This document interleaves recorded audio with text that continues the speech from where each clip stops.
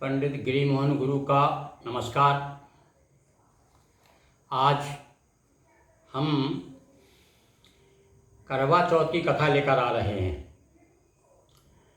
करवा चौथ विशेष रूप से सौभाग्यवती महिलाओं के लिए एक महापर्व है। अपनी पतियों के कुशलता के लिए, उनके दीर्घायु के लिए, सुख संपन्नता के लिए यह व्रत किया जाता है और इस व्रत के बारे में प्राय सभी जानते हैं। पर जिस प्रकार से पूजन में दक्षिणा का महत्व है कि बिना दक्षिणा के पूजन पूरी नहीं मानी जाती, उसी प्रकार से किसी भी व्रत की कथा सुने बिना व्रत का पूरा फल प्राप्त नहीं होता।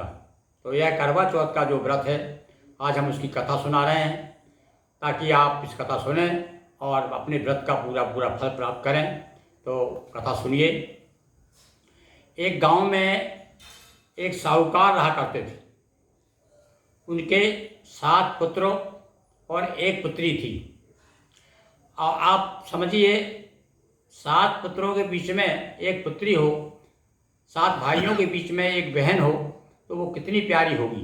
बड़ी लाडली बिटिया थी, बड़ा ध्यान रखते थे भाई लोग।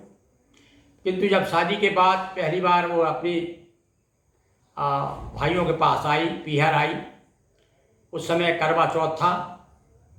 बच्ची करवा चौथ रखा बहन ने। किंतु शाम रात के समय भोजन करते समय भाइयों ने देखा कि बहन का मुंह उतरा हुआ है, उदास है, क्योंकि पहली बार उसने व्रत किया था। बड़ी लाडली थी, सुकुमार थी। तो व्रत निर्जला व्रत होता है, जल तक नहीं पीते इस व्रत में, तो इसलिए उसका कुछ मुंह उतरा हुआ था, दुखी दिखाई दे रही थी, बड़ी व्याकुल सी थी। उसने पूछा, क्यों बहन, क्या बात है, तू इतनी दुखी क्यों है?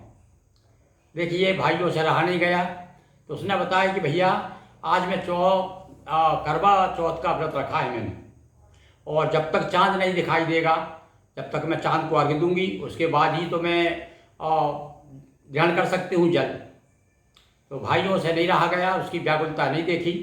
उन्होंने क्या किया, देखिए अब आप एक बहन के लिए कितना समर्पित करता भाई। उसने क्या किया, पीपल पे एक जाकर के पास में पीपल का पेड़ था, वहाँ पर एक दीपक जला दिया और वहाँ एक छलनी बांध दी। उस छलनी में से वो बिल्कुल चाँद की तरह दिखाई देने लगा दीपक। और आगे क्या, अरे अरे दीदी दीदी आओ आओ, देखो इधर आओ इधर आओ, चाँद निकल आया, चाँद निकल आया। बेचारी सीढ़ी चढ़ करके छत पे पहुँचती है और देखती है, वास्तव में उसे भ्रम हो जाता है और सोचती है कि हाँ चाँद निकल आया, और वो अर्घ्य दे करके चंद्रमा को भोजन कर लेती। अब भोजन कर नहीं पाती, भोजन करने बैठती है, उसी समय देखिए क्या होता है, क्योंकि अब सब गड़बड़ हो गया, व्रत खंडित हो गया था ना। अब यहाँ महत्ता बताइए व्रत की, कि व्रत खंडित हो जाता तो क्या हो जाता है। ये भोजन करने बैठी, समय छींक हुई, तो दूसरा कौर उठाया उसने, तो कहते भोजन में बाल निकल आया। अब तीसरा कौर खाने वाली थी, उठा करके लिए भोजन करने वाली थी कि ससुराल से खबर आ गई कि तुम्हारे पति बहुत सीरियस हैं। अब एकदम कोई मृत्यु हो जाती है तो एकदम तो नहीं कहा जाता भाई कि वो मर गया। अब ये इसको बड़ा शक हुआ और पहुंची, पता चला गया इसको कि भाई मेरा पति नहीं रहा। जब ससुराल जाने लगी तो माँ ने कहा, अब बेटी एक काम कर, तू रास्ते में जा, कुछ होनी अनहोनी होने वाली है, तो सबको प्रणाम करते हुए जाना है यहाँ से। तो वो जो भी मिलता गया रास्ते में उसको प्रणाम करते गई। और आखिरी में किसी ने उसे कहा कि तू खुशी सुखी रहो, तुम्हारा परिवार खुशी रहे, बेटी तू स्वस्थ रहे। पर किसी ने सौभाग्यवती होने का उसे आशीर्वाद नहीं दिया। पर संयोग देखिए, जब वो अपनी देहरी चल रही थी, उसकी छोटी ननद मिल गई उसको, और छोटी ननद को भी पैर छुए उसने। छोटी ननद ने कहा कि भाभी तू सौभाग्यवती हो। अब वो छोटी बच्ची थी, वो क्या जानती थी भाई तो समाप्त ही हो गए। और जा करके वो देखती है अपने पति को, और बाद में देख करके बहुत विलाप करती है और तय कर लेती है कि मैं अपने पति को दाह संस्कार नहीं होने दूंगी। और जिद पर अड़ गई, अपने ससुर से ये बात मनवा ली, सब घर वालों से, कि मैं अपने पति को मरने नहीं दूंगी। तो उसके लिए ससुराल वालों ने वहीं शमशान में ही, साथ शमशान तक चली गई, पीछे नहीं छोड़ा उसने। तो शमशान में ही उसके लिए एक छोटी सी झोपड़ी बनवा दी और वहीं पर वो अपनी की पति की देखरेख करती रही। अब देखिए, सुनने में जरा आपको लगेगा कि 1 साल तक वो कैसे रहा भाई, लास्ट साल नहीं कही होगी, पर भाई उस समय आज भी वो बात है कि वो आप लोग अपने कुछ ना कुछ रख करके, बर्फ में रख करके या कहीं भी रख करके दास को रख सकते हैं। तो कहते हैं 1 वर्ष तक वो अपनी पति की सेवा करती रही और नहलाती धुलाती रही, उसको साफ करती रही। और वहाँ पर इसके बाद में 1 वर्ष के बाद में पर वो हर माह जो है चौथ का व्रत करती थी, क्योंकि हर महीने चौथ पड़ती।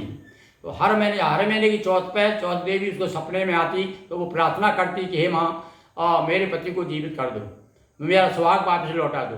तब वो कहती कि तो आगे वाली चौथ को, उस आगे वाली चौथ से बात करना। दूसरी चौथ आती, तीसरी महीने की आती, आगे आते आते आखिरी में आश्विन मास की जब चौथ आई, तो वो सपने में कह सकते हैं अथवा या उसको दर्शन दिए।